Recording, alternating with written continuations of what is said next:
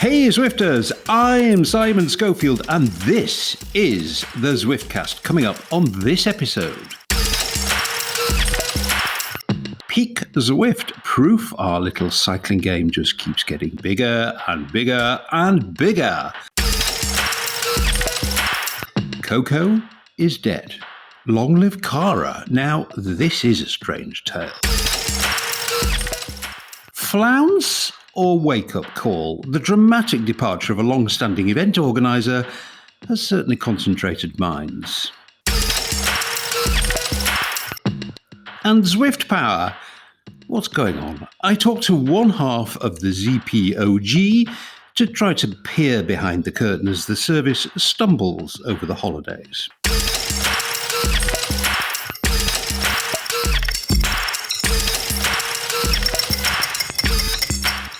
Well, welcome one and all to a new year. Right now it's feeling a bit like the old year, but hope springs eternal in the human breast, and we Zwifters are nothing if not hopeful. And I'm sure my fellow Zwiftcasters start 2021 in hopeful mood. Shane, g'day, mate. G'day, how are we doing? Not too bad. I mean, my hope is that I hope one day quite soon to get out on my bike in the sunshine. Seems a long way away at the moment, but upside down land, no difficulties in that department, I don't think. Absolutely not. Lots of sunshine, lots of rides, and watching the rest of the world implode from many, many thousands of kilometres away here on the Great Southern Land. You're in a good place for that. You're in a good place. And Nathan, as your dude, as a learned man of letters, you will, of course, have instantly recognised that hope springs eternal quote as stemming from that fine work, An Essay on Man by Alexander Pope, a work which I trust you can recite from memory from start to finish. From start to finish, and I'm not sure about that, but I don't know if I do agree though either on whatever is right. Not too sure about that, and I have probably some discussion in Zwiftcast on that. But I guess I'm a person who. I think that's a tongue-in-cheek statement anyways, but always hope here, I guess, in this human's breast. So we'll see what happens. I did chase down that poem for anybody interested in philosophy. Quite an interesting read, actually. Anyway, let's get on. That's enough philosophizing. We have matters of virtual cycling to discuss. And it's a busy episode. We have drama amongst event organisers. We have new Peak Zwift. We have important new hires at HQ. We have the latest chapter in the bumpy passage of Zwift Power switch from community to company. And breaking news, they might have found the bug that has blighted some big events for some riders after some considerable time. But before any of that, you must indulge me yet again in my continuing and verging on the unhealthy obsession with Coco cadence. And now you could colour me very surprised when I showed up for a little pedal in the desert with my favourite bot, only to find that Coco has undergone an identity change. No longer does she share a name with a legendary French fashion designer. No, she is now Cara. Coco is dead. Long live Cara. A name shared with variously an island off the west coast of Scotland, a mountain in Antarctica, and a village in Croatia.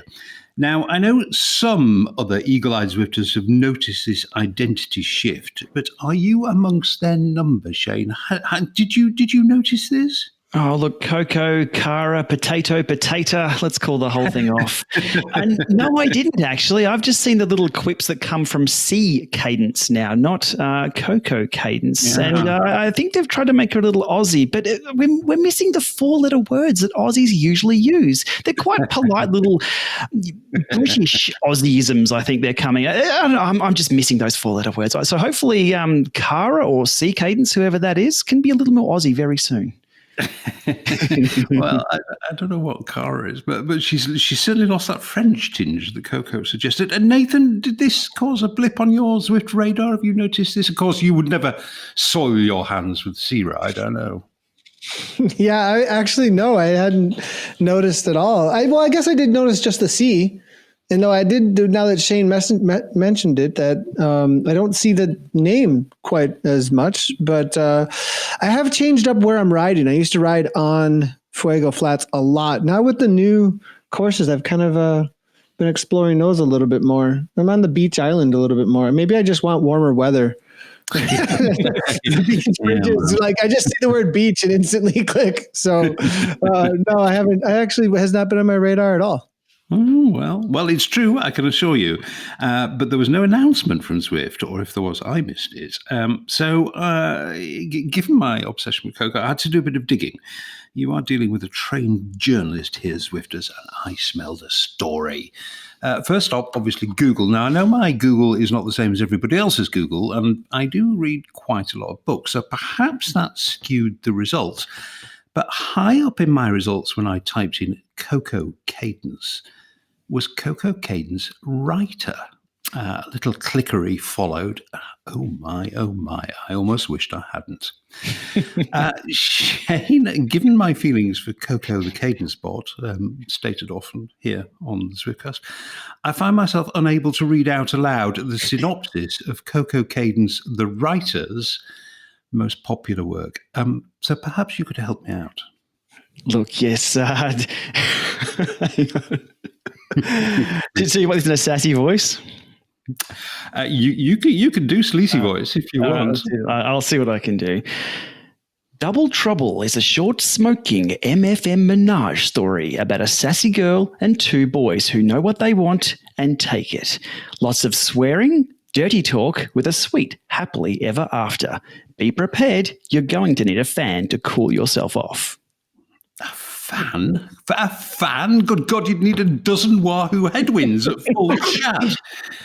Shocked, I almost swooned. I mean, I know she's a blue bot, but really. Perhaps it was an aberration. I clicked further and it got worse. Nathan, come to my assistance. Oh, gosh. Okay. As a caveat, there's talking philosophy. I would be much happier with the world if these things were not in the human heart to want to sell in the public market. But so, with that we hear you. We hear you. And maybe that has everything to do with why Coco Cadence has been removed from Zwift. So that makes me happy. Bad Boy Billionaire Part 1. Do I need to do this in a Zwift Community Live voice with some almost exciting commentary? One night, I gave my goodness body to the charming and enigmatic self-proclaimed bad boy billionaire Adrian King. What a name, Adrian King. Oh my gosh. A prolific artist by day, a dominant lover by night. His riches go beyond money, beyond power. This is horrible. Oh my God. Passion is his playground and I am his willing pawn. I thought I could resist. I was wrong. Now that is the end of the snippet. I absolutely can resist. And I need to go find a trash can. That lacked the Nathan excitement we're used to. Come on. I think listeners have got the gist as to the particular oeuvre in which Coco Cadence writes. I mean, Coco, wash your mouth out. Unbecoming is not even close. No wonder HQ decided a Croatian village or an Antarctic mountain was a better choice for a pay spot name. Now, it has to be said, I mean, this is, as usual, on the Zwiftcast, wild speculation. I don't know if this is why Coco had to become Cara, but I'm pretty certain that the Pulitzer Prize judges would agree with me as they hand over their award for investigative journalism that it's a fair bet he's got something to do with it. Shane, this is too funny. It would have been an awkward one in the office at Zwift when someone goes, did anybody actually Google that name? Hey, check this out. And the link would have been sent around. There would have been a lot of, uh-oh. Well, it's a mistake. Anyone could. Who would have thought Coco Cadence, the blue bot, had a different identity? The thing is, Nathan, she will forever be Coco. I mean, I just, I can't see Cara catching on. Too late, surely. Well, thanks to you, Simon. Not forever. But just make sure everyone shares specifically episode 91. Etch that into the history of all Zwift. Coco will forever be in the hot mugs. That's for sure. Oh my goodness. All I think of is hot cocoa from now on. So that'll be fine with me. Well, that's the story, Zwiftcast listeners. I hope you've enjoyed discovering it as much as I did. Anyway, let's move on. I'll try to get over it, but she will always be Coco to me. Right on! Well, second Tuesday in January is our traditional data point for this vital annual measure of concurrent users on the platform. Last year it was different, but last year was 2020.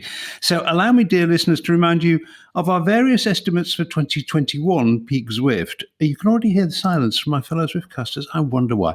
Mr. Lowball Shane lowballed it at 36,666. I went for a nice, easy to remember 50,000. And hope sprang eternal in Nathan's breast when he went for a big 54,690. So who got it? Well, for the second year running, I'm claiming the prize. I won again. I'm tempted to play in that ABBA tune. I'm certainly not going to sing it. But yeah, victory is mine again. We've no official confirmation from Zwift, but the biggest number screenshotted and verified by the estimable Zwift Insider was 46,375. So on a nearest the pin basis, that means I win. Did I mention that already? Now that's up from the COVID peak in March of around 35,000. And a year-on-year comparison, this is interesting. So January 2020 versus January 2021, it's just huge. This time last year, 16,000. I mean, that just looks like chicken feed now. 16,000 this time last year. This January, 43,000 or thereabouts in round numbers. Zwift is winning new subscribers and Zwift is keeping new subscribers, no matter how much we have our little gripes and even big gripes with some of what they do or what they don't do. Shane, this is looking like one very, very, very successful business. Bigger than Bitcoin. Yeah, it's that growth is absolutely what would you call it? Unforecastable. You couldn't do that, and I think training companies are still scrambling to get the manufacturing up to meet the demands. Those numbers are absolutely phenomenal. It's all, I think, I mean, as you said, it's the second week in January, which is always Peak Zwift. That's these, let's hope the new year is going to provide us with a new fresh start and everybody starts doing fitness things.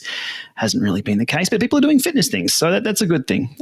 Throw in a few more lockdowns around the world and that is just going up and up and up. So while it's a bit of doomsdaying with, the coronavirus still taking hold, we still have cycling to turn to and the service is still up and running most of the time. So it's all good. It's all good news.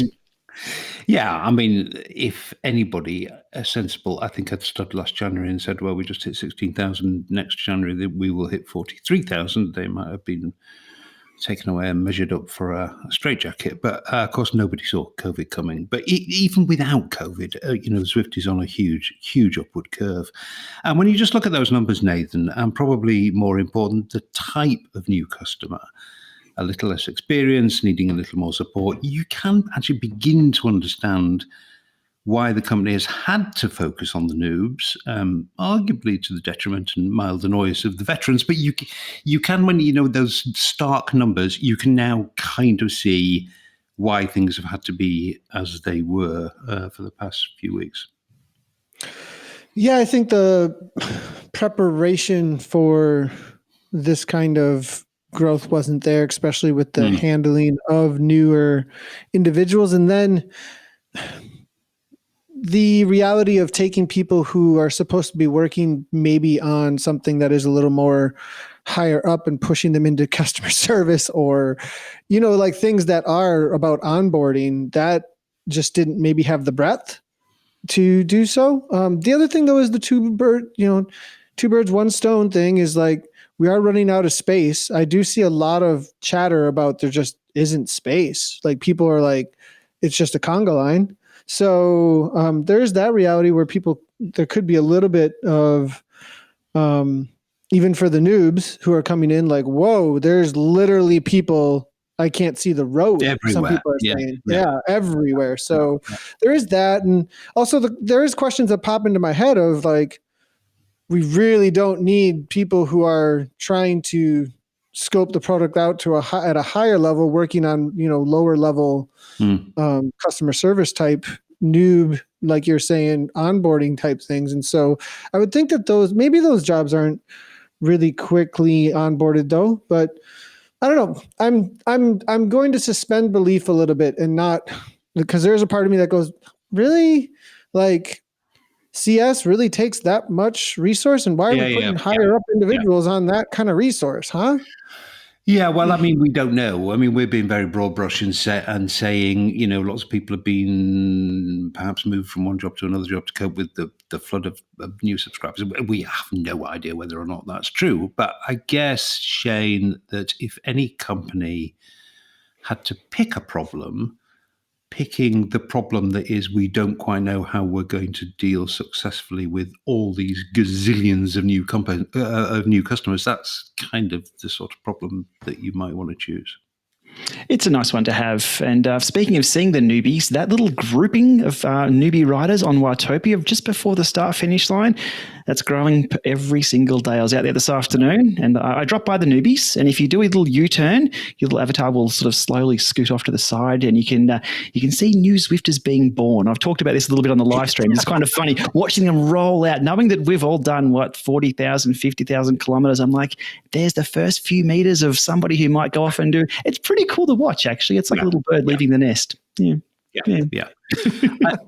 No. I mean, this is, I'm going to do this now. Like, this is a thing where we can have commentary even and talk to them. You can even sit there and try and get their attention and have these how do I chat in? God damn it, how do I reply? You can become the onboarding person who's there hanging out. Hey, did you know that? Yeah. Is there anything I bet you people are going to do this now because you've got some really motivated people out there looking to do things and be the know-it-all. Onboarding buddies. An onboarding buddy. That's what everyone needs. More jobs for the community. Sounds good. It's not the worst idea I've ever heard. Hey, Simon, do you need an onboarding buddy for getting the Tron bike? Because I know a few people. Oh, hang on. Yeah. Wait a minute. Speaking of winning. 16 minutes. 16 minutes. I should have made as a condition of my glorious consecutive victory that, I should have put in the rules, if I win, there is no further mention of the Tron bike. Now, unfortunately, even I don't feel that I can retrospectively bend the rules quite that much. But yeah, I might register. No, I might. Oh. The Fashion Police. I don't know if you've seen them on the new ZCL Talent with Kate and Anna. I think they'd be very happy with you. There's plenty of posts going around for the Fashion Police. So. Oh, really? Okay. Yeah. We'll be all over that one. My registration for the Tron bike may be under consideration. I'm going no further than that. Oh, big news. Might show you two up. Anyway, the Peak Zwift, we have our grouses, don't we? We do have our grouses. But looking back to where we are now from where we were then, a lonely ride around Jarvis Island, this company has come a long way. And to be honest, I think all of us, despite the fact that we do sometimes occasionally have critical things to say, we're still fanboys, We like Zwift and we want Zwift to be successful. And we believe in their mission, which is to get, more people more active more often. So to see that number, for me, actually, I was very, very, very pleased to see it. And I'm sure you two will generally agree with that broad point, Shane. Yep, absolutely. It's good to see. But it's all, what do they call it? The rising tide lifts all ships. All the other platforms are doing very, very well as well. So good to see. Yep. Okay, excellent. Well done, Zwift. And a lovely big new number. Congratulations to all involved. Right on.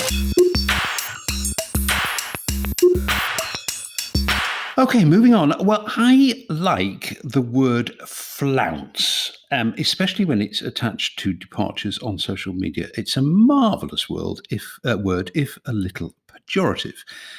So, do we call a long-standing and respected event organiser's departure from Zwift a flounce? Well, that's perhaps for listeners to decide, and to help you do so, I spoke to the man who departed/flounced. Welcome to the Zwiftcast to Robert Baldi. Hey, Rob, how are you doing? I'm good, thanks. Rob Baldi, you may know him better as Roberto Massimo Baldi, is or was one of the most long-standing and pioneering event organisers on Zwift. His Hare and Hounds format, a handicapped cat and mouse style chase race, and his Clydesdale series for heavier riders, along with age group events for masters, won him and co-organiser Chris O'Hearn a big following. And the events were wildly popular, offering an alternative to the mass start thrash fest from the off style of racing. Most of the racing formats that you see now kind of came from that sort of around about the autumn of 2015. So you've been with Zwift for many years. You pioneered innovative race formats. I think it's accurate to say you've never been paid a penny by Zwift. And you put many, many, many hours, hundreds, probably thousands of hours into what you've done. Is any of that incorrect, Rob? No, I wouldn't know about thousands, but certainly hundreds. So Rob's decision to quit the Zwift platform as an event organiser a few days ago was not without drama. I wondered what lay behind the decision, and Rob explained that it had been building up since March of last year, when two things happened. One was the pandemic. The second was the departure of a Zwift employee who'd previously been the main event scheduler and point of contact for event organisers. Since that point, then events started disappearing. We were getting pretty much silence from Zwift, and not just myself, it's other organisers as well, which can be understandable, trying to find a replacement at a time when everybody's self-isolating. It improved a little bit during the summer. I was getting some communications, events were being scheduled. Then we went to an event management function where we had limited management of our own events. Around about this time, I started to get a series of private messages from other event organisers saying that while some automation of scheduling and control over it by organisers was welcome, the system itself was laborious and repetitive. I think your point is that it was not especially well implemented, and then when you and other event organisers pointed this out, your feedback was ignored. Again, am I overstating the case there? I wouldn't say ignored, but obviously nothing seemed to come of it. So it's acknowledged, and they said, thank you very much for the feedback. And this was at the time when the functionality had just been rolled out and it was still in beta. So they're saying, it's still in beta at the moment. See what you think of it. I used it for about 5 minutes, wrote down 10 points where this needs to be improved in order to make it manageable. Then I heard nothing. And then the next thing I find out is it's been rolled out permanently. Rob's beef was that the new system forced event organisers to make a series of minor manual changes to their events and groups of riders and coursers, a process which he and other organisers believed could be easily automated. So one of my suggestions was that if they just could do that for the whole event rather than every single little subgroup, that would already slash the workload by 75 or 80%. And there are, I can think of at least 4 or 5 other organisers that feel this way that I've spoken to as well. One of them, for example, also suggested saying, well, instead of us having to change the course manually every time, can we specify a certain number of courses? This is what we want the events to be. Let's say a dozen of them to run a league, for example, and then it automatically goes through that list one by one and it changes every week. That would basically take out all of our work by about 95%. To the person who knows nothing, it wouldn't appear to be that difficult. Maybe it is, but it wouldn't appear so. Anyway, I think we get a sense of the kind of frustrations you were feeling, but it's come to a head, and you've decided that's it. You can do no more. What was there a straw that broke the camel's back, Rob, or is it cumulative? It's cumulative to a certain extent. I was willing to put up with a lot because obviously with COVID, I'm okay because I'm in lockdown. I can't work because all the gyms are closed, so I can't do any coaching. But what was happening was that in order for me to change the courses every week, I would have to put in 3 to 4 hours of work a week just to change the course of each event in each subcategory every time. I timed it. It took me about that long. And then I said, no, I can't do this. It's just way too much. It's unnecessary as well. And that's the worst part. The real thing that broke it really was just the fact of the anodyne responses that I was getting when I listed out the sort of 15 things I think that needed to be done to really improve Zwift. And again, a usual, yes, thank you very much for your feedback. We're working on it. No details whatsoever. And I think really the breaking point was, as I said, if I don't see anything changing, no movement whatsoever by the end of the year, then that's a good a time as any to start from scratch, really, from just saying, okay, I just won't run anything at all. Then, amidst the general and widespread wailing and gnashing of teeth from Zwifters who were genuinely going to miss Rob's events, something of a surprise. It turns out Zwift had made a fairly major hire in this area.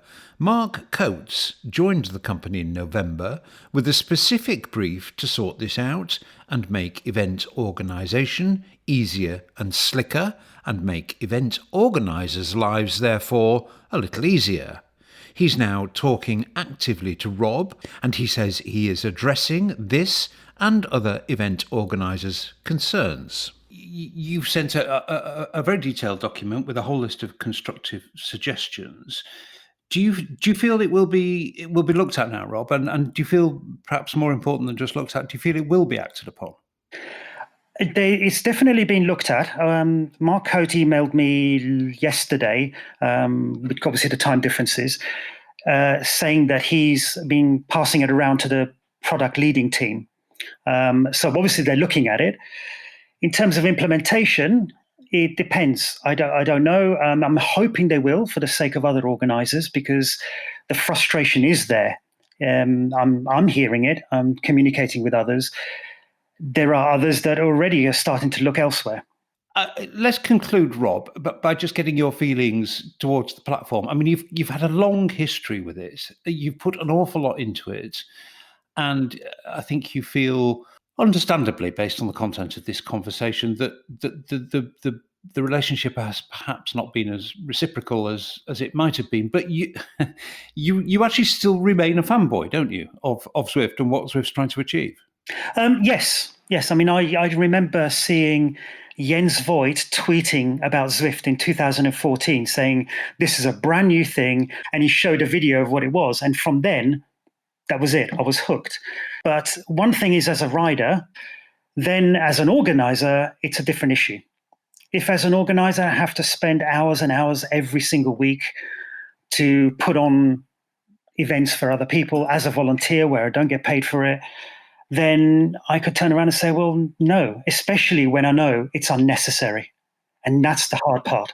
I know it's unnecessary. There's no reason for it. It can be done differently, very easy little tiny tweaks that would save so much work, and then it wouldn't be so bad.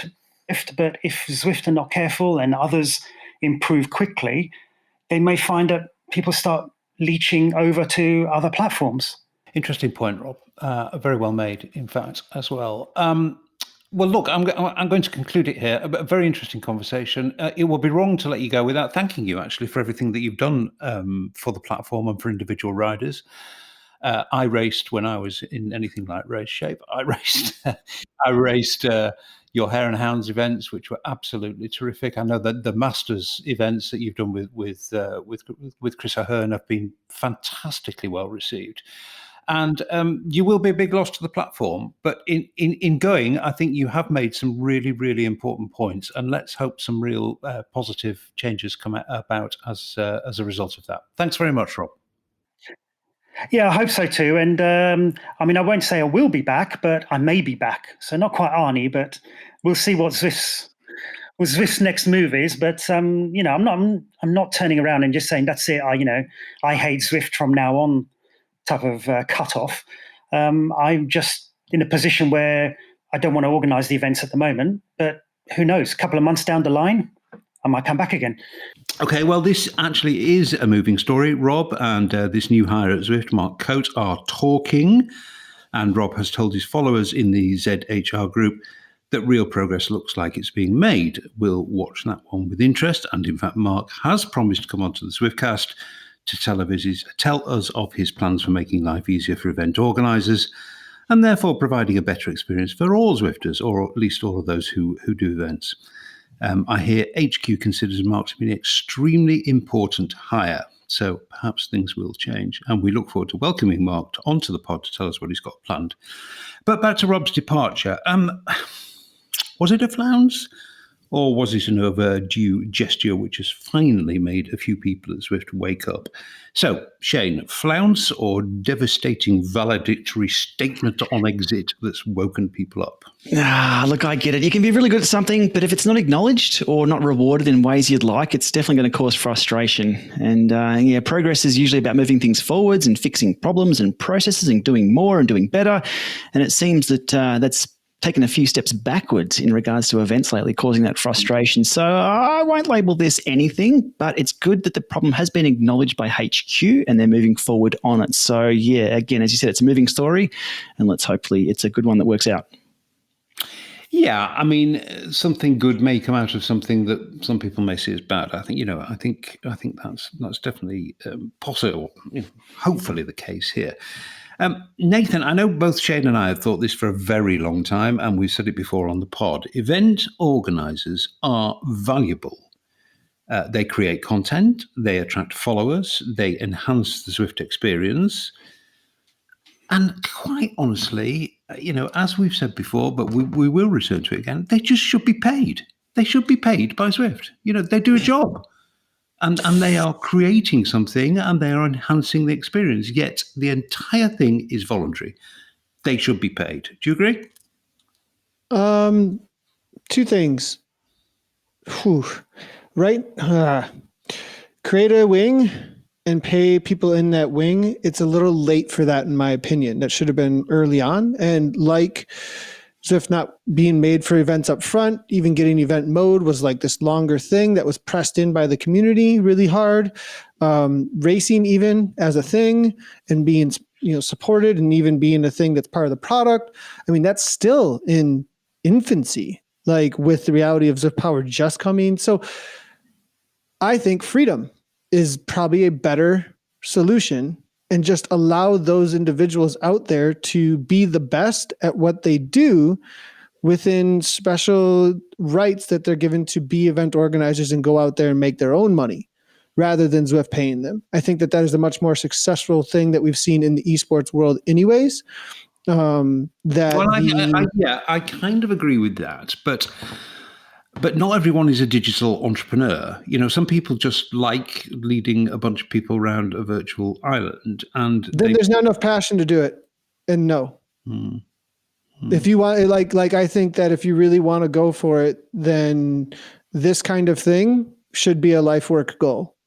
And if it wants to just be a group ride / race that's kind of fun, then that you want to do in some free time, then yeah, that's fine. But it's not worth the freedom and the rights to go and do that and get paid by Zwift. I would say that and that's my opinion on that, is that yeah, go for it. Let's see how motivated you are and make it awesome. Because there's a certain amount of reward then that comes with being successful at what you're aiming at, to create the best experience in racing, the best experience in this, best experience in this. And that competitive environment also helps to refine that. So I think that's, and I've been saying this, and also this is coming from me in the racing community, where I would like to see a lot of tools in the racing community event organizers' hands to do the policing sometimes, to do this, to do different kinds of things that would make them the better events if they had the freedom to do so. And then the best events would rise to the top in participation. That's exactly what we've seen with WTRL. It's so successful. The Zwift Racing League is so successful because of it. And I think we could have something very similar to that with all the other event organizers. It's a decent point. Shane, I think Nathan's saying they're all or nothing. If you're going to be a ride leader, make a career out of it, make some money out of it, and it's all down to you. I mean, I tend to think a little bit differently, because what these guys and girls are doing is they're creating a following. Okay. I mean, it's something like the Herd, or these really, really big rides, big groups, lots of loyalty, lots of kind of in-house banter. They've got their own culture. There's a real following there. So say, they decide, well, I'm a bit fed up of Zwift. I don't think they're doing enough for us. I'm going to go somewhere else, and I'm going to take my followers with me. So they have value. And if you were Zwift, would you not want to tie that value to your platform? I would want to provide them value to allow them to do what they do a lot better. And I'm hinting towards clubs. That would be very, very handy. Give them the autonomy to do everything they need to do. Run events, run tours, run time trials, run a club. And then from that, you establish a membership base. You establish your own little Facebook group or your own chat group. Make your own kit. Have a sense of identity, a sense of your own little community. Zwift is big enough now. We're seeing the 47,000 people, 46,000 people online. You're not going to randomly ride past someone and say, hey, do you want to jump on my wheel? Because we're riding here together. There's not many other people around. Like we did on Jarvis. When there were 6 others, you'd have an instant friend. So there's little islands of community. So Zwift needs to empower these people to build their own communities and have the tools to do that. I know that's an ultimate goal they're having with the club's functionality. I would have loved to have seen that 12 months ago or back in March when the corona lockdown really put things through the roof. So supporting them with the tools would probably be the best way. And then from there, people could then, as a coach, you monetize your coaching service and then you invite people along to your own events. Maybe you have it paid for events, but leave that in the control of the event organizer, not Zwift. You pay your Zwift subscription to get on, you build it, they will come. And then away you go. Well, I guess that's what happens if you ask 2 digital entrepreneurs for an opinion on on that. You see, I'd rather have it just a bit more simple. I'd rather think, okay, I'm Zwift. I'm just going to, shower you in tenors once every so often to make sure that you stay sweet and that you keep all your followers on my platform. But, it's always good to get a variety of opinion. I'm very interested to hear what you two think about that. Mark Coate is not the only big new hire at Zwift. The company is about to announce, and I'm kind of picking my words here because I'm waiting for a press release, which has not yet shown up. But we do know that they're about to make a huge announcement in the product arena. The title I've heard bandied around is Chief Product Officer. And as the announcement's not been made as we record, I should probably say no more at this time. And if the announcement does come kind of annoyingly an hour after we publish, I'll put it up on Zwiftcast listeners. But this is a big, big, big new appointment coming up right at the top of the company in the product area, which basically translates to game. We will follow up on that. He has been invited, or she. I don't actually know the identity of this person. They have been invited onto the Zwiftcast, and noises have been made that one's feet have been placed under tables. That may be possible. So that's going to be really interesting. And Mark is clearly a significant appointment as well. Mark Coates. He's making all the right noises about making events run more smoothly. So that's really interesting. And it's hard not to see that these 2 appointments are not linked to the departure of former senior games dude Jordan Rapp, a topic we discussed last episode. Now, before Jordan left, he talked about his time on Zwift on the Zwift in-house Try podcast, which Jordan used to co-host. It was quite interesting, actually. Here's the key bits. Jordan's departure from Zwift to Respawn, a big LA-based games company, allowed him to reflect a little on what Zwift has become and the associated growing pains.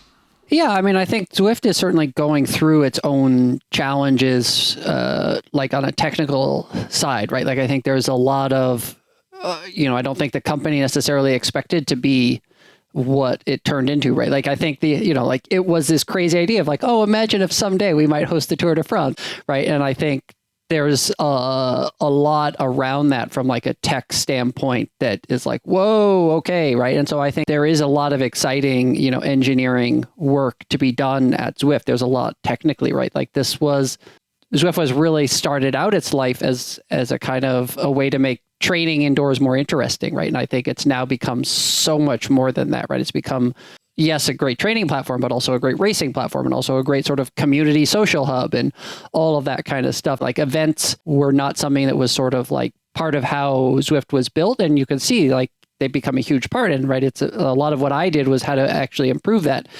There still is, a lot of work that we prototyped that I think I'm hopeful will come out kind of over the next year, 2 years. Some of which Eric has talked about in interviews. And yeah, I think, there's even more that we have planned to do and, hope to do. And I'm hopeful that comes to fruition. Jordan was asked what he was most pleased to have achieved during his time at Zwift. I would say for sure everything around performance verification. Zwift, I think, is arguably one of, if not the most credible esports. I think it is a very credible cycling discipline, right? Especially with what, has been done in a purely remote environment, right? Where it's like, where everybody's kind of racing on their own. A lot of the process around being able to trust the results, I think, is really, really good. And that, that's very different from when I first started. Like when I first started, right, you had plenty of guys that were sort of like, random masters in their basements were turning out to have been, by like an order of magnitude, the strongest cyclist to have ever ridden a bike. And you just don't have that anymore. Intriguingly, Jordan was able to share his idea for a new power-up.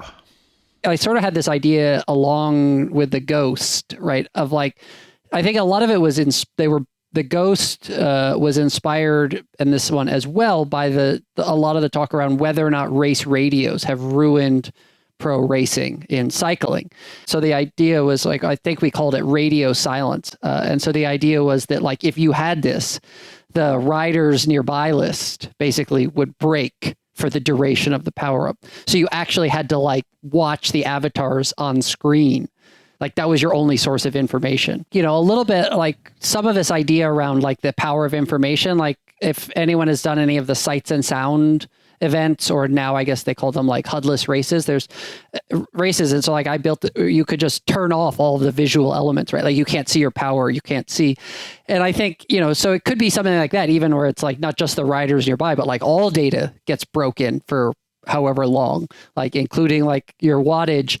And finally, Jordan's thoughts on the innovation that had made the biggest difference to Zwift during his time there. He singled out steering. Like I have a Elite Sturzo and like have ridden around, and like, yeah, like it really does change racing. It changes riding. I think it's interesting to see, right? Like that it makes a bigger difference than you might think. And the interesting thing, of course, is that bike handling in Zwift means something very different, right? Like you can box people out, like because of how like collision mechanics like do work, but then you can still ride through people. So it's very different, right? Like, in terms of what it enables tactically.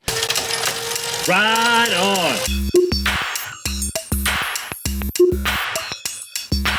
Interesting stuff, that, actually, all of it. Technical challenges was the possibly euphemistic phrase that Jordan used to describe what I think may also be described as kind of constant firefighting within Zwift at the moment. But anyway, we'll get to that in a moment with Shane. First, Nathan, that's a cool idea for a power-up, but isn't it ironic it actually involves the removal of data when data, the presence of data was the thing that made Zwift such an interesting racing tool. Yeah, it is really interesting. I go to think about first of all, the first thing I thought about was what would happen in another game if all data was removed. And yeah, any game, you just have pixels on the screen and you have no idea what's going on. And that actually, with some games, that is the draw.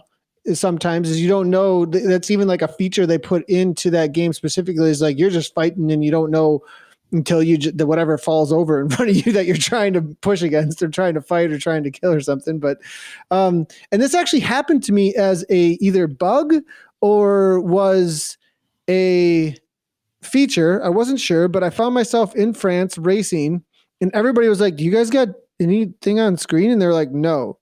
And so I just started attacking off the front, and the only thing you saw was chat, and people were like, "Anybody know who's off the front?" And I was like, "Oh, let's just leave him. I think he's the flyer." I responded like, "That's no big deal. It's just a flyer, whatever."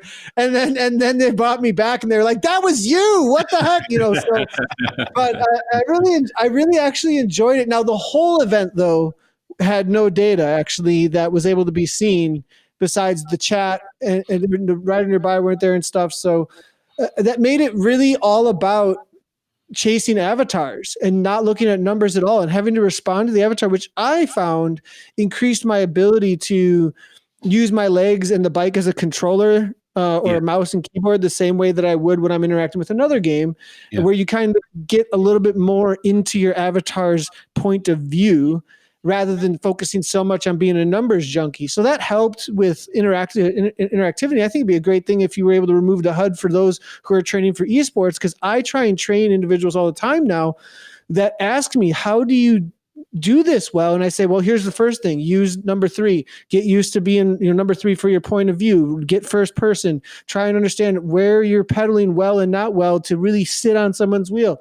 So I kind of like it. Now, that's a long-winded way to say as a power-up where you just remove everybody's data and they just go blind. Because there's a lot of games actually that have that move where it's like called silence or a blind or a smoke effect, and you don't know what's going on. It's like the greatest idea. What really, really cool idea. I like it a lot. And then people just have to race kind of blind, chase avatars. And you actually bring out who knows how to control then too, if you don't, and really knows the game from a pixels point of view.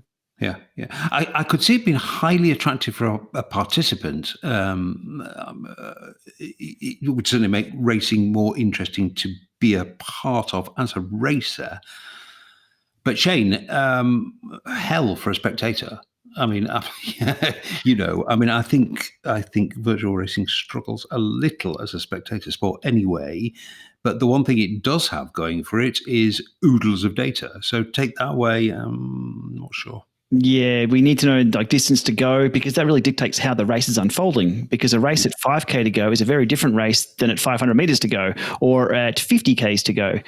We need all that data on screen, but we also need it to be correct too. So the removal of the HUD, it's an interesting one. I'd rather than work on improving the HUD though. For the mass of people. Yes. Yeah. Kind of agree with that. Shane, one more from you. I thought Jordan was sort of honest. Obviously, he's not going to spill the beans and dish the dirt as he left Zwift. I mean, that would lack any grace at all. And I got no sense that he was motivated to do that.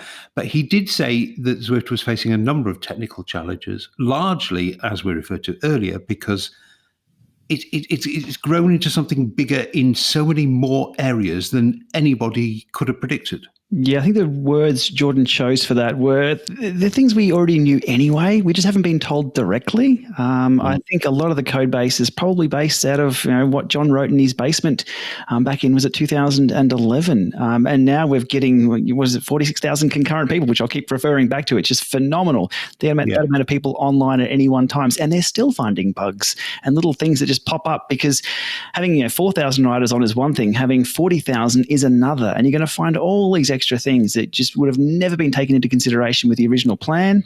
I think it's pretty transparent what's going on. We're seeing systems falling over, people having struggles, this and that taking place. Firefighting. Exactly. Constant firefighting is what it was good to hear from someone who has been on the front ranks, seeing that actually taking place, and some acknowledgement of that, I guess, which means, again, it's acknowledged as a problem, which then moves it forward. Yeah, and I think this new hire is going to be very, very significant. Okay, well, interesting to hear, probably for the last time on Zwift Matters from Jordan, and always an opportunity, a departure, isn't it? As we discussed with event organisers earlier on, and how people take that opportunity and what arises as a result of that opportunity is often quite interesting.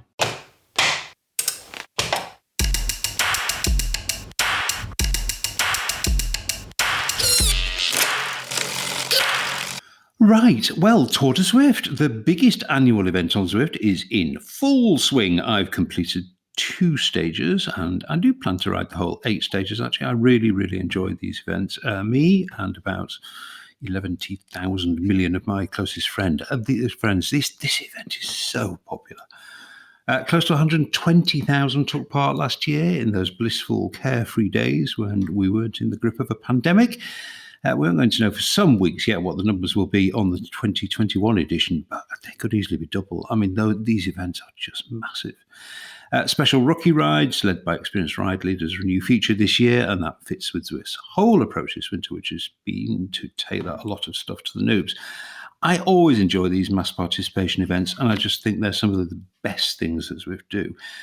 Shane, in and among the racing, running, rowing, all that stuff, this still, to me, is the very heart and soul of Zwift, riding in company with fellow cyclists from all over the world in a competitive environment, if that's what you want to make it, not if you don't. It just remains the core experience, I think. Yep, absolutely agree. It's huge, it's awesome, and you've got to remember, though, it's not a race. Until that timer counts down to 0 and then it's on.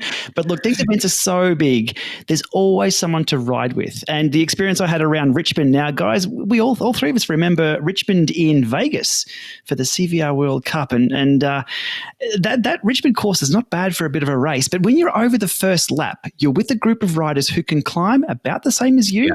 And can ride about the same as you. So the next time over, it's going to hurt a hell of a lot more because you're going to have to drop riders who are about at your level. And that's what happened to me. It's stage 2, absolutely loved it, every moment of it. And the live streams I've been doing have been attracting quite a few viewers. I think people want to see me suffer, but I keep saying to people, why is it that the events that I live stream where I can't talk, I get more viewers? I think people are trying to tell me something. I should just shut up and write. But heaps of fun. Absolutely looking forward to this. I think stage 3 kicked off a few minutes ago, and that's halfway up Von Top, I think it is. Or there's these Road to Sky. I mean, there's different options we can choose to do. So I missed out on the Innsbruck one, though. I wanted to do the Innsbruck ride. But anyway, I've got it all in my calendar. I'm doing it. I'm in. It's heaps of fun. Live streaming it. Everyone loves it. It's great.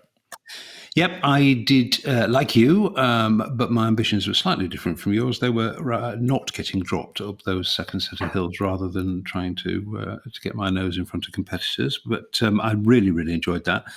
And then I did do the shorter but much harder stage, which was the climb up Innsbruck. Turned myself inside out of that climb and realised that I really am not riding anywhere near enough at the moment. My numbers are not good. I need to try harder. Nathan, breaking news. They think they've found the bug.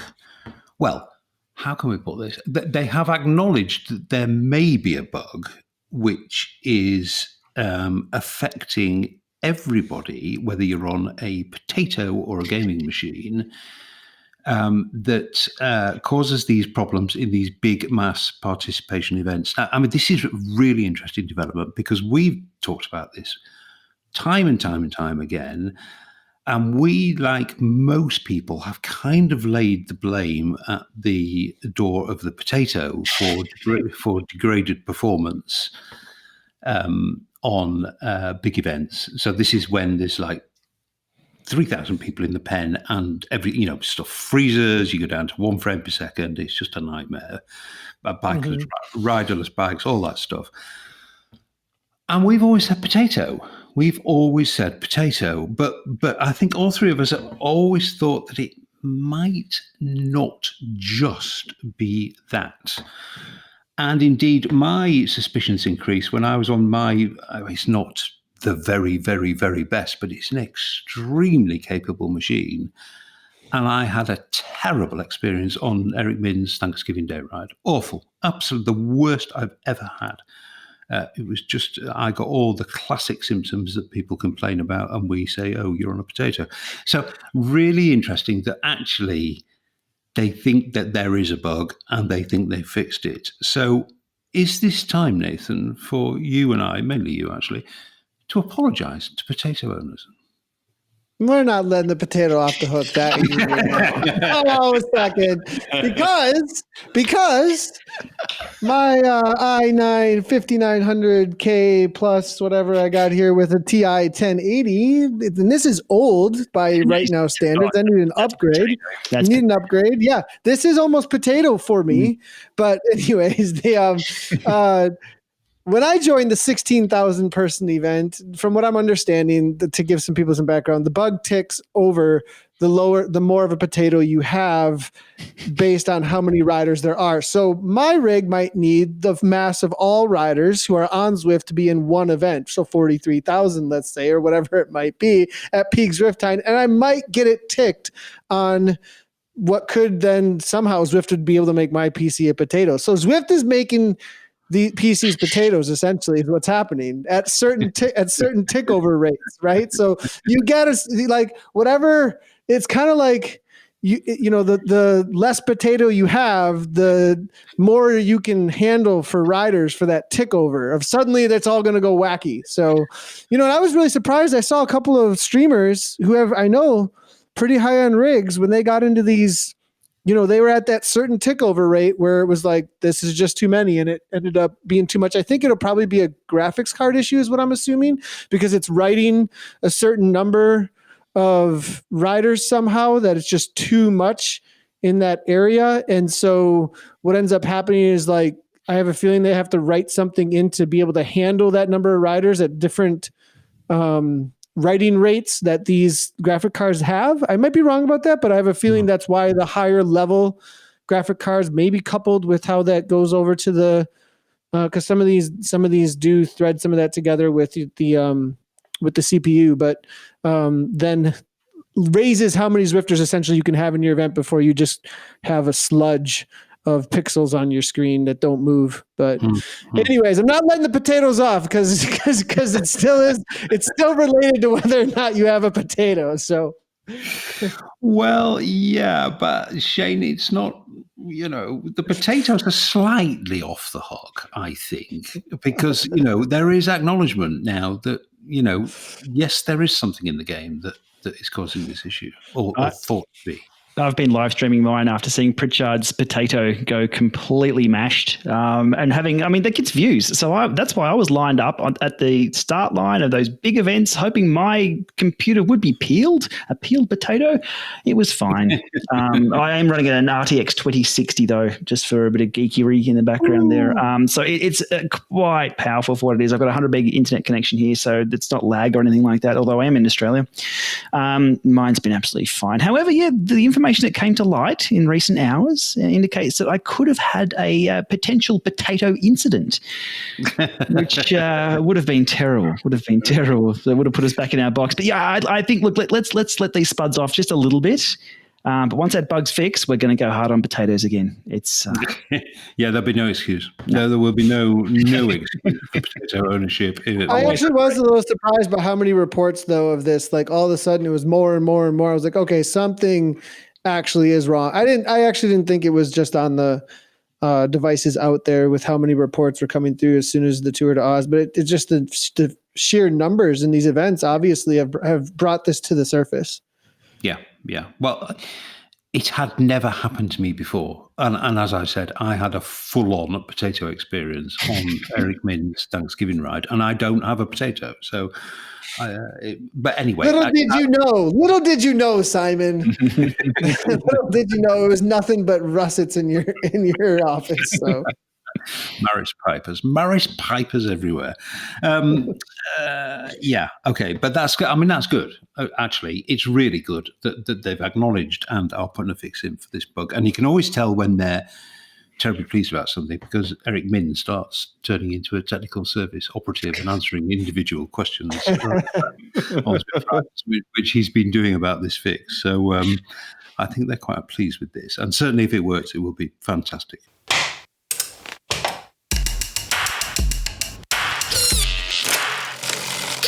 Okay, let's move on to another drama, Zwift Power. Well, this has been on the list for us to discuss for weeks and weeks and weeks and weeks, actually, the consequences of the takeover of Zwift Power by Zwift. We've been meaning to get around to it.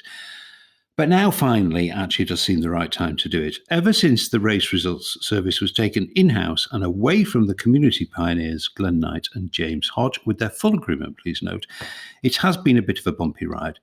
There have been service interruptions, and over the Christmas period, an enormous queue of unprocessed files built up, meaning racers were having to wait a week or more to have results confirmed. Not ideal. It must be said this backlog has now been cleared, and it was cleared very quickly. But questions do remain, so an opportune moment to talk to Glenn and try to get the full picture. Let's kick off with some history. Zwift Power was a community resource developed by 3 Zwifters, run by 2 of them, Glenn and James, to support racing on the platform at a time when racing was simply not a priority for the company. Then, towards the end of 2020, Zwift brought the service in-house. Let's just get this straight from the horse's mouth. Why did Zwift take it over? How happy were you about it? And what were the circumstances? They wanted to control the whole racing ecosystem, which is understandable. They were in a position where they had a third-party site that was producing results for them that were, if you like, the gold standard within the community. And looking at their vision for the future with regards to UCI, the ASO, and all the rest of it, they needed to own that process to get better integration. The system needed to be on the Zwift infrastructure. One therefore assumes you were happy that it happened. It happened with your consent and blessing. Yes, it did. And we entered an agreement with Zwift to provide ongoing support. We were then tasked with making sure that the system continued to run whilst they worked out how they were going to do the migration and how that was going to look. We did, we consented to it, and we were happy to play that part. I wouldn't say I was overly pleased that it was going. It's like a child, isn't it? You bring it up, you develop it, it becomes part of you. So you understood the reasons. You were happy with qualifications, which I think you just explained very well, for it to be handed over. There was a roadmap, all of that stuff. Now, again, this is a slightly awkward question, but again, I think it's really important that the community hears it from your lips. Was there a financial arrangement? Yes, there was. They paid James and I to continue providing support. They also helped with the costs of hosting and all the rigmarole around that process. So that there was a financial element to it. We've never kept that secret. It's just not something that we've shouted about in public forums because, as you know, Simon, that's not something that James and I have done in all of our tenure. It's not really our thing. So, but yes, there was a financial element to the agreement that we had with Zwift. To be honest, I think you would have to look very, very hard to find anybody in the Zwift community who thought that was unfair. But again, just to finally hammer home this point so that people hear it directly from you, Zwift taking over Zwift Power did not make you a millionaire. No, absolutely not. But then I don't think either of us would have wanted that anyway. So far, so good, one would think. However, the custodian, the new custodians of Zwift Power have had somewhat of a bumpy ride. The service has been up and down. There have been interruptions, and it's culminated in what really can only be described as a meltdown. And what I think would be really useful, Glenn, is to get your take on, why do you think that's happened? Zwift Power was developed 5 years ago, and the reason it was produced was to try and produce a results service for KISS and for, at the time, ZTR, who no longer exist. We had such good success with some of the features that we'd created. We couldn't keep it to ourselves, and we then made it available to other race organizers. The problem being is that it was only ever developed for just those two teams to be using it on an ad hoc kind of basis. We never anticipated the success. It was then very difficult to go back and redo things in a way that you would have done it if it was going to be a mass use product. Zwift Power grew like Topsy. Under Glenn and James' tenure, it quickly grew to 30,000 users. By the time it became a Zwift property, it had blossomed to more than 200,000 registered users. The huge success of the Zwift Promoter WTRL race series provided another dose of fertilizer. And now, stand by for some tech talk. You then take something that's designed to run on a physical host, so physical servers running single-threaded architecture, and then you're then moving that into a cloud system, and that's where things start to become problematic, because it was never designed to be hosted in that way, and I think that probably sums up the issues that the dev team are coming up against now, is that that it was never designed to be run the way it's being run now. And without doing a complete rewrite, it was never going to work particularly well in the cloud environment. I mean, answer this honestly, Glenn. Do you think that they have used the expertise that resides in you and James sufficiently to enable the smoothest possible hangover? The discussions about how the process was going to happen completely changed from the roadmap that we'd put in place. We were asked to give admin rights to the server, which we did, and that was it. Then they'd communicate with us when they came across a problem, but there was never any real discussion about how things run or what the processes are or anything like that. So no, is a simple answer. And actually, I reached out to them a couple of days ago and said, look, if there's anything we can do to help, please let us know. And the response was? I haven't had one yet. Okay. Well, they must have their reasons for that. We don't know what they are, but they must exist. So we're now in a position, as we speak, actually, it is an improving position, but not without, again, some bumps in the roads. But we have had a position where we've had up to 200,000 files waiting to be processed. And what files waiting to be processed means is that people can't get the results of the races, which makes doing the race somewhat less than rewarding. I think, and you've given us a very detailed and very useful technical explanation with some additional context, but I'm just going to ask you this question that the community is asking, Glenn, and it's, it's a pretty pertinent question. How have we got to a position when basically two blokes in their bedroom/garage could provide a seamless service that was hardly ever down and did exactly what it said on the tin? And that service has been taken over by a company valued at $1 billion with 360 odd employees, and there's been nothing but trouble. There's two answers to this. One is Zwift have their processes. They have to follow those processes. It's not, whereas James and I were able to identify and resolve a fix relatively quickly, Zwift, understandably, have got a process of testing before it goes into production. That, depending on what the problem is, that testing process can take a week. It could take 2 weeks. You just don't know, because you need to make sure that every other process that relies on that process that you're changing isn't affected adversely by the change. You could be much more fleet of foot because you were two blokes in your bedrooms, and what you did not necessarily affect 8 other things rippling down the line in a bigger system. I think that's a good explanation, and cuts with some slack. There's obviously some validity in that. The second reason. So the second reason is it was our baby. We've grown with the community. Both James and I have been around, not quite as long as you, Simon, but we've both been around since the Jarvis days. So we've been part of the community for a long time, and we care about the community. We care about what we've built, and we care about what we've done.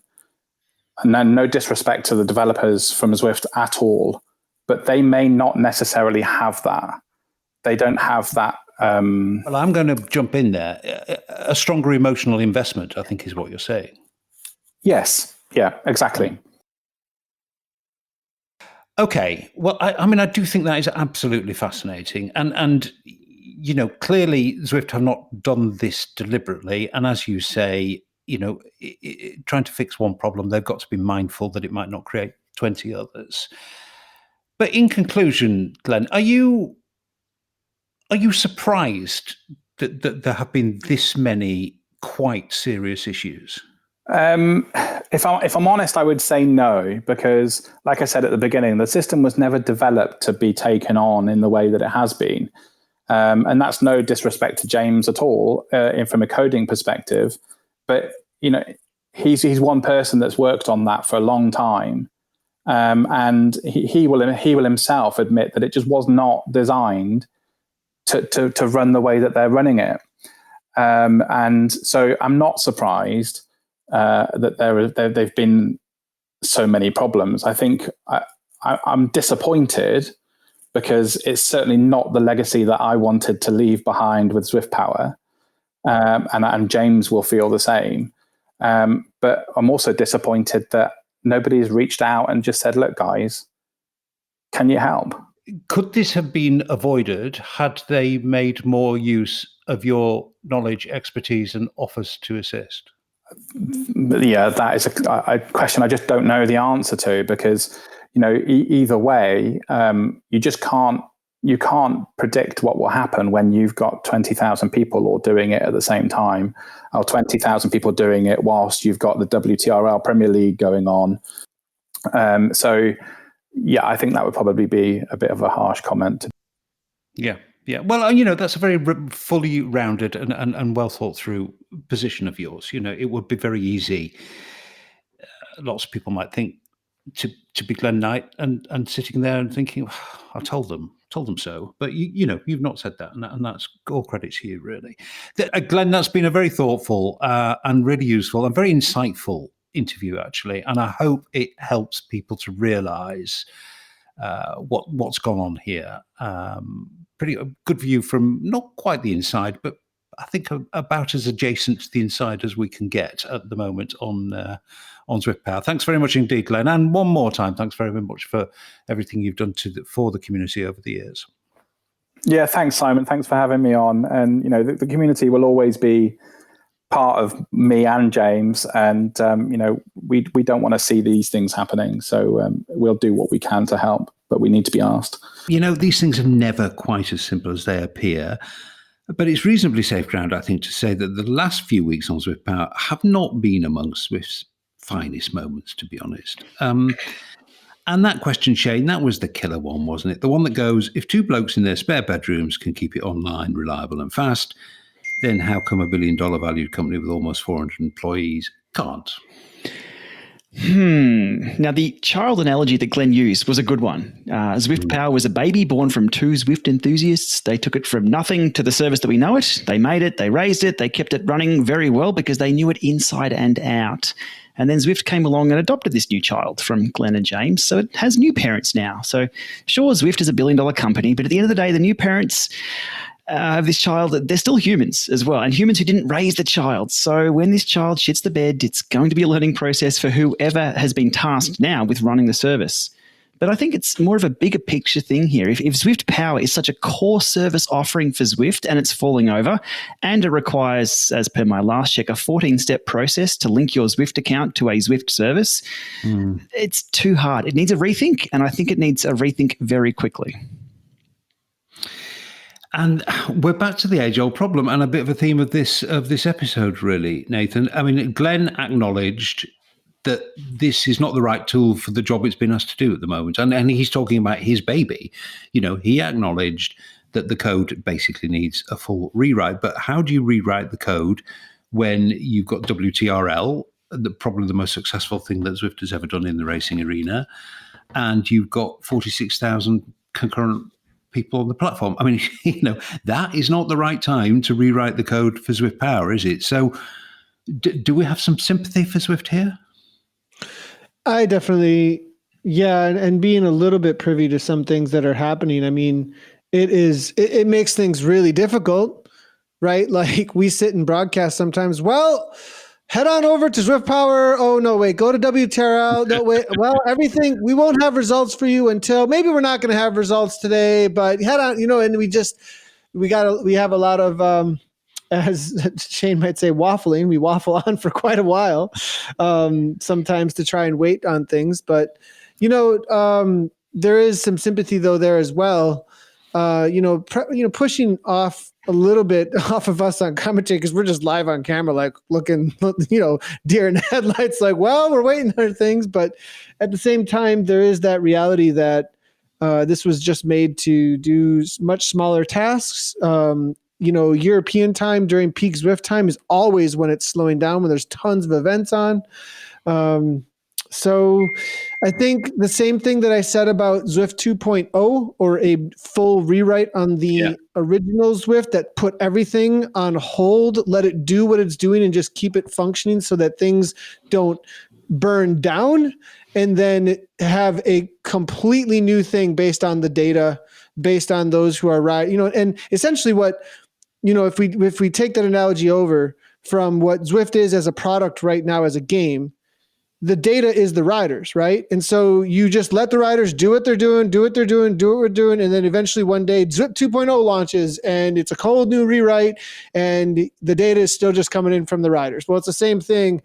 Let the data sit, do what it's doing, and that API or whatever it is you're going to be using that is based on that data, that's the only thing that'll probably remain consistent about the upfront coding of whatever Zwift Power might be in the future if I were going to do something. Like it's going to need, because from what Glenn said, it wasn't made at all for the kind of processes. Yeah, that's it's right. Like a completely different code language, it sounds like. Like, how do you rewrite something for a totally different code language? You got to go back to the raw data, which is a big undertaking. I think, though, there's a lot that's going on that you can look at what's happening on Zwift Power and say, how do we replicate that? And how you replicate that in the new code. Now just go do it. So that makes things pretty easy, though, in that sense of like, what do people want? Well, we can see what people want at least, and we can just make that over here where it's not as much of a creative process. If that makes sense, the creative process will be more beyond the look and feel and UI than anything else, I would think. Mm-hmm. It's interesting, Shane, isn't it? I mean, just from the content of this podcast alone, so huge numbers of people on Zwift, huge numbers of people doing an event, which we think has got a bug in it, which is sports experience for some people, huge numbers of people wanting to do events, but events are not really working, so the event organizers are storming off in a huff. The more you look at the problems facing Zwift, all of which, of course, are kind of great problems. They're kind of all associated with explosive growth. But the more you look at that, even just taking this podcast as a snapshot, the more compelling the case becomes for Zwift 2.0. Mm-hmm.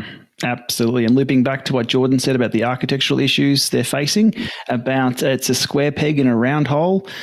I think it's time for them to really have a look at this. And it's the conversation or it's the ideas that need to be thrown around right now to be implemented in 2 years' time, because this is not something that happens overnight. No. So I think if Zwift themselves aren't doing it, I think the investors might be looking at, we're hearing all these rumblings, and they are very loud rumblings from the community, which has quite a large voice. To get these things fixed or improved. There's just a lot of things that people are grumbling about. Zwift Power being one of them for sure. But look, let's see. I'm positive. Again, they've got the money to do that. And as you said, there's a new hire coming along. So it could be turning a corner. Yeah. Interesting question of timing, of course, is if there is an IPO on the near horizon, do you want to be completely changing your product when you're just about to launch it onto public markets? Well, two arguments there. No, let's put it off and wait for the new owners to deal with that. Or two, no, completely opposite. We need to be absolutely fighting fit if we're going to launch this as a public company. So that's very, very, very interesting. If indeed, any of this is actually happening. As usual, we are merely speculating. But yeah, Zwift 2.0, the arguments grow, I think, in favour. Okay, well, another one has flown by. This will end up, I think, being another quite lengthy podcast because, as usual, got lots to discuss, but I can't let you go without an opportunity just to find out what else might be happening in your lives. Shane, what's your top video on YouTube right now? Oh, top video on YouTube right now. Let me have a look. I know one that did really well at the start of the year was these new roads on Zwift. It's only 4 kilometers of roads, but around 92,000 views of that one. And another one about Zwift speeds. What kind of speed will you get on a bike and distance if you join C cadence? What was it? Was it Coco? Was it Cara? It's been 52 minutes since we spoke about that. She will forever be Coco. Coco cadence. So I've done a video on what speed will you get if you ride with the bunch, and then what speed would you get if you ride completely in isolation on the same course at the same average power. Some really interesting data coming up there. Hot tip, join the bunch. You'll level up your XPs a lot faster. Yeah. Life is always more comfortable in the bosom of the bunch, I find. Nathan, I assume, again, every waking hour is taken up for you by the behemoth that is WTRL. Yeah, the Zwift Racing League, I had like a 24-hour day yesterday, pretty much. It's little sleep here, there, and then come back to it because we broadcast APAC, EMEA, so as well as America's East and West. And then I get my ride in still. One of the main things that I'm also focusing on is definitely racing as well, which has been really nice. And a lot of fun. Personally, you mean you? Yeah. Like one of my in... big streams actually was the KISS 200. I did that 200 kilometer. I saw the live stream of that. That was epic. That was a long day in the saddle, Nathan. Epic. That's actually been almost like a weekly thing now. Is the KISS 100, and they've been expanding the distance every week. So now you did like a 270 watts for that. So at your weight, that's steaming. Yeah, 4.0. 4.0-ish, I think, or so, like maybe a little less. So, yeah, we're going pretty good. I actually, one of the cool things I mentioned earlier in the episode here was that Kate Bates and Anna Russell are a team Kate also joins Dave on ZCL now as well for America's West on the ZRL, but it's been really great to start building out the talent pool and watching their personalities do some, experiment and just have a lot of fun with like the audience too. And we're getting a lot of feedback on the broadening out of that. And then, but Kate mentioned at the end of America's West when we were on our debrief that they're doing the Tour de Oz with Matthew Keenan, her and Matthew Keenan this weekend. And we offered up that I was going to jump on camera with them. So it looks like I'm going to be on the Zwift Live Racing now. I think in the hot seat next to Trekkie and a few others of the elites that are racing into Tour de Oz this weekend. So cool. Yeah, having some fun. I also had this like secret invite about something about season 3, and Nathan looks strong. So I don't know. We'll see what. We'll see if something happens there. That's like that. Maybe I spilled too many beans there, but that's very much conjecture. There is nothing official at all. But I got my sights maybe on something else than season 3 than the usual. We'll see. Nathan's turning pro, everybody. Nathan is turning pro. Clearly. For a second time? Oh gosh. Here we go. Clearly at 39, but I guess Holden's 42. He just started live streaming. That's another goal right now that I kind of have. I don't know if anybody saw the Instagram, but I'm kind of starting to get back into the community promotion space of the streams. It's really growing. 50 to 100 live streams on Twitch sometimes of Zwift. I remember 5 years ago, I was the only one, and John Mayfield was in there like, dude, you're streaming my game? Whoa. Like, so it's really at this point, I think, where we have enough that we have a tipping point a little bit, which is really cool to see. So, it's another world, all of these moms at home who are racing at a very high level. We've got, the people who have full-time careers that masters age a lot of competing against youngsters. It's really interesting how that's playing out, and cool to see all the opportunity that's creating in spaces we have never, ever seen before. And I don't think would have been nearly as possible too. So that's also obviously on my radar all the time. Yeah, I bet. It's never too late to do anything, Nathan. Never too late to do anything. I've just realised, actually, Shane, as you mentioned them, it kind of fell between the gap between podcasts. We've not really discussed the new roads. Very pretty, that new little section in Watopia. The one with the seals on the rock? Yeah. They smell. Wow. Have you seen seals in real life? They stink. I don't know what they're doing with the seals. But I do love the new roads because, they're only short, and a lot of people were saying, there's only 4 kilometers of roads. But the opportunity to loop back around and catch a bunch if you get dropped, you can actually do that with a few if you know where you're going. And that other, the road that links the 2 epic comms and the reverse epic comms, always go from the epic comm to the reverse epic comm. It's a little downhill, so you get sort of free Ks if you're going that way. It's really nice. It just adds to Watopia. And one thing we don't realize, a lot of people don't really acknowledge, is once a new road is on Zwift, it's there forever. So that can be part of either the new race series. I'm keen to see a few races take in those new roads. And if we ever get a route builder or something like that, or you can just be a little more creative. If you want to head over to, say, the jungle, again, you can shortcut to another road. Linking the 2 bridges is nice too. Yeah, very pretty. Lovely artwork on them, actually. Really lovely artwork on them. I've enjoyed riding them. And judging by my performance in Tour de Zwift, I need to start riding a bit more, which is what I'm going to be doing. New year, new start. I might even register for the Tron bike. Boys, thank you very much indeed. Thank you once again. We start a new year with a new episode. Always nice. New year, same old rubbish, eh? Thanks very much, boys. Talk to you next time. Thanks, guys. Get some sleep, Nathan. Thanks a lot. See you guys.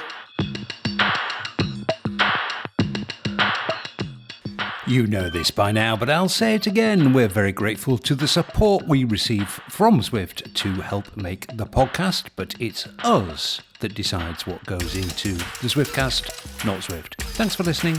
See you next time.